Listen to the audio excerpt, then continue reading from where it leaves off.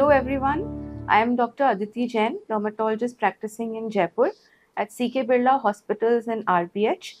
Today I am going to be talking to you through the platform of Derma Vidya and access to dermatology, and we will be discussing about melasma or PIH, which is post-inflammatory hyperpigmentation. Now, both the conditions are pigmentary changes in the skin, but they are more often confused because of lack of awareness. Melasma is a more hormonal related problem which is worsened due to UV exposure and visible light. And nowadays, even our Blu rays that we are exposed to through our laptops, mobile phones, and the tabs that have become an essential part of our day to day life. When we talk about post-inflammatory hyperpigmentation, it is also a pigmentary condition, but it is more diffuse, limited to the superficial layers of the skin, and is usually caused due to some trauma that is caused because of any injury or any surgical procedure that you have gone through, or maybe even due to acne which you've resisted the temptation to pop out. When we talk about causes for melasma, as I mentioned, it is number one, it is due to UV rays, it is due to hormonal imbalance, and in a lot of cases, it can be genetic as well. When we think about the treatments that options that are there, your dermatologist might suggest you with some topical applications such as creams that contain kojic acid, vitamin C, glutathione, or even maybe some peeling agents or maybe exfoliating agents such as glycolic acid and salicylic acid if your melasma is too deep. And nowadays we have even tranexamic acid creams that are available which have shown to play a very good role in treating melasma. When it comes to other treatment options, there are peels, chemical peels that can be used to treat melasma or to lighten it, which include glycolic acid peels, lactic acid peels, or even your kojic acid peels, which have shown to give us very good results. There are laser treatments also which can be done by your dermatologist in multiple sessions, which will lighten the melasma or the pigmentation over a period of time.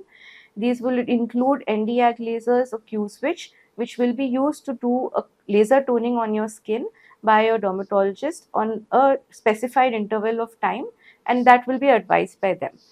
Coming to natural remedies for melasma, I don't really think anything works because I have seen a lot of patients struggle with natural remedies. We're putting multani mitti, we're putting aloe vera, we're putting besan, lots of things, but nothing helps because it is a very stubborn disease to deal with.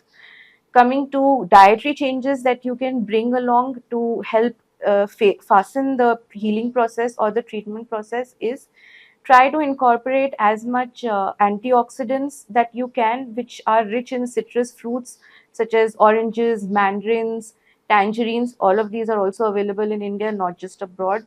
Other than that, you have your lemon, which is also a good source of antioxidants and vitamin C. You have coriander, which is a rich source of vitamin C. Start garnishing your sabjis and your dals a little with coriander. It will do wonders for you. Along with that, free radicals play a major role because they are the ones that are going to activate the melanocytes and help in the depigmentation as well. They are very skin friendly, so green vegetables are a very good source of free radicals. Step up on your green vegetables, take more leafy vegetables. I know the taste is not very nice, but it's going to help you in the long run. Other than that, emotionally, melasma can be a very stressful problem to deal with because in a lot of patients, and more often than not, it comes back even after a lot of treatments and even after a lot of expenditure that is done. So it can be stressful, it can be emotionally challenging. But remember that if you have just two tools in your kitty, or two weapons, I would rather say, against melasma, one is your sunscreen. Don't go without it. Don't step out without it. Don't go for a vacation without it. It is very important. Second is a good skin lightening agent which you can use in the long run safely, which is steroid free, which is not going to irritate your skin and is going to be your lifelong friend. A few things that I would like to inform you so that you're aware of it is, don't use any over the counter products or any steroid based creams that might be suggested by your friends or family or influencers, because they are only looking at the temporary effects of it. They are not looking at the long term side effects that it might give you.